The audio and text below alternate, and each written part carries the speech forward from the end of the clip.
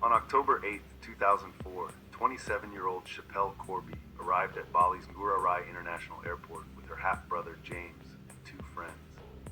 Like thousands of Australians, she was looking forward to a relaxing vacation in the tropical paradise of Indonesia. But as she passed through customs, an officer unzipped her boogie board bag and pulled out something that would change her life forever. A 4.2-kilogram block of tightly wrapped marijuana. Schapelle was in shock. The drugs, worth tens of thousands of dollars in Indonesia, had allegedly been smuggled in her luggage. She protested immediately, insisting she had no idea how the drugs got there. But Indonesian authorities weren't interested in explanations. They had caught a drug trafficker red-handed. The case quickly made headlines across Australia and Indonesia. While some saw her as an unfortunate victim of a smuggling syndicate, others believed she had deliberately tried to import drugs. The Australian media painted a tragic picture of an innocent young woman caught in a ruthless legal system, while Indonesian authorities were determined to show that they were tough on drug crime.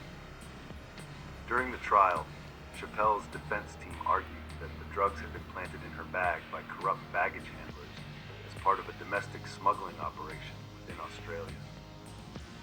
They claimed the drugs were never meant to leave the country and had been mistakenly sent with Schapelle's luggage to Bali.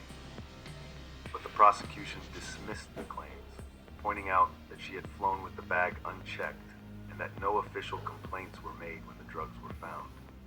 The trial dragged on for months, with public opinion becoming more divided. Then, on May 27, 2005, the verdict was delivered. The Denpasar District Court found Schapelle Corby guilty of drug smuggling and sentenced her to 20 years in Karabokan Prison, a notorious Bali jail known for its harsh conditions.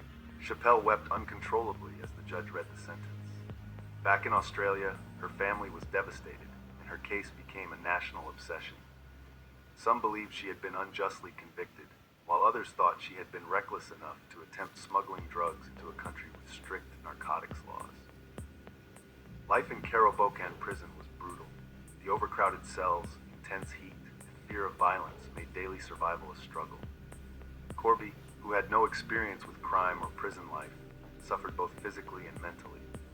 Over the years, her mental health deteriorated. Reports surfaced that she was experiencing severe depression and paranoia, leading to multiple stays in the prison hospital. She later claimed she had endured years of psychological torment, both from the system and from fellow prisoners. Meanwhile, her family fought tirelessly for her release.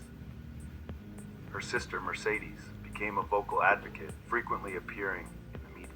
Appeals were filed, and political negotiations between Australia and Indonesia took place behind closed doors. In 2012, after serving almost 8 years, Schapelle's sentence was reduced by 5 years following multiple clemency appeals. Then, in February 2014, she was granted parole on the condition that she remain in Bali until 2017. For 3 years, she lived in a villa in Bali under strict supervision. While she was no longer behind bars, she wasn't truly free. The media followed her every move, and her case continued to divide opinion. Finally, in May 2017, Schapelle Corby was deported back to Australia.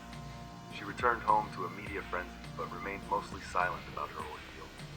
She later wrote a book, My Story, detailing her experience in prison and maintaining her innocence. To this day, questions remain about whether Schapelle Corby was guilty or the victim of a larger drug smuggling operation. Some believe she was framed, while others are convinced she took the risk and got caught. Regardless of the truth, her case remains one of the most gripping legal dramas in modern Australian history.